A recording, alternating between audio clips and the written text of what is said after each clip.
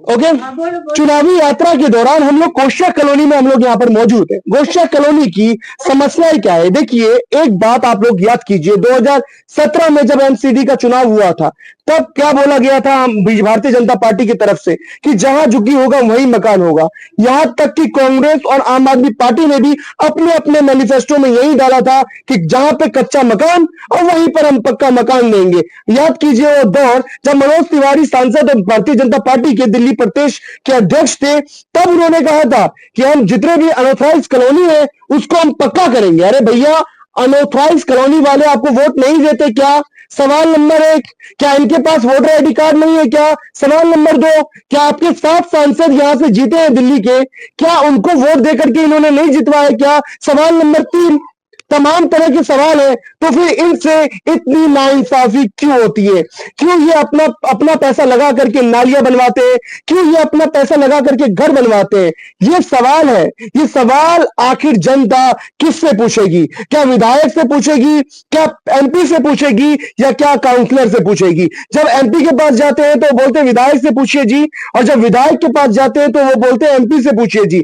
दिल्ली की जनता खास करके इस समस्याओं में लिपटी हुई है कि क्या केंद्र के अंदर आता है और क्या राज्य के अंदर आता है। लेकिन तब भी हम दिल्ली की जनता से बस एक ही सवाल पूछना चाहेंगे कि क्या 10 साल आम आदमी पार्टी ने कैसा काम किया है, उनका प्रदर्शन कैसा रहा है? और भारतीय जनता पार्टी के 2 बार से यहां पर पूरे पूरे सीट लेकर के 7-7 सांसद ले यहां पर आ रहे हैं, तो सांसद ने अपना प्रतिनिधित्व कितना ईमानदारी से किया है भारतीय जनता पार्टी के सांसद जो है एमपी के अंदर। तो हम यही पूछेंगे दिल्ली की जनता से, और हम ये दावा करते हैं कि दिल्ली की जनता भरपूर ईमानदारी के साथ हमारे ये प्रश्नों के सवाल का जवाब देगी और हमारे चैनल में दर्शकों को समझाएगी कि क्या काम हुआ है और कितना ईमानदारी से काम हुआ है। आप इसी कॉलोनी में कितना काम हुआ है 10 सालों में? ये 10 साल में जो किया है केजरीवाल जी किए हैं। बाकी जो हमारे मोदी जी आए हैं, कोई भी आए हैं, तो ये कुछ नहीं किए हैं। ये सिर्फ उजाड़ का काम सोचते हैं।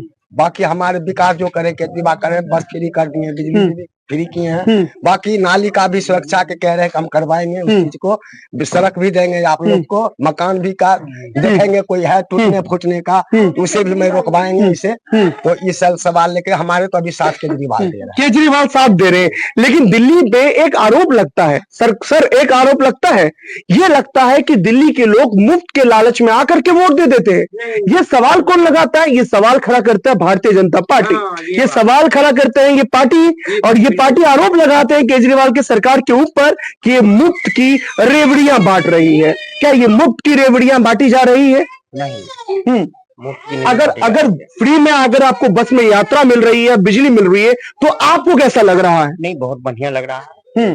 केजरीवाल ही है जो कम से कम महिला को फ्री तो रास्ता देने के लिए रास्ता दिया है, मगर भारतीय जनता पार्टी कुछ नहीं किया।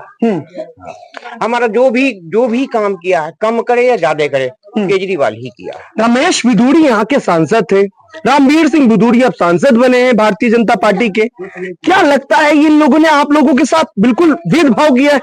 हमने उसके घर गए थे, 10 आदमी, वही बिधूड़ी के। अच्छा, बिधूड़ी के घर? हाँ, 10 बार गए, 15 बार गए, मगर वो घर में है। वो कार्यकर्ता को कह दिया कि नहीं बोल दो, तो घर में नहीं।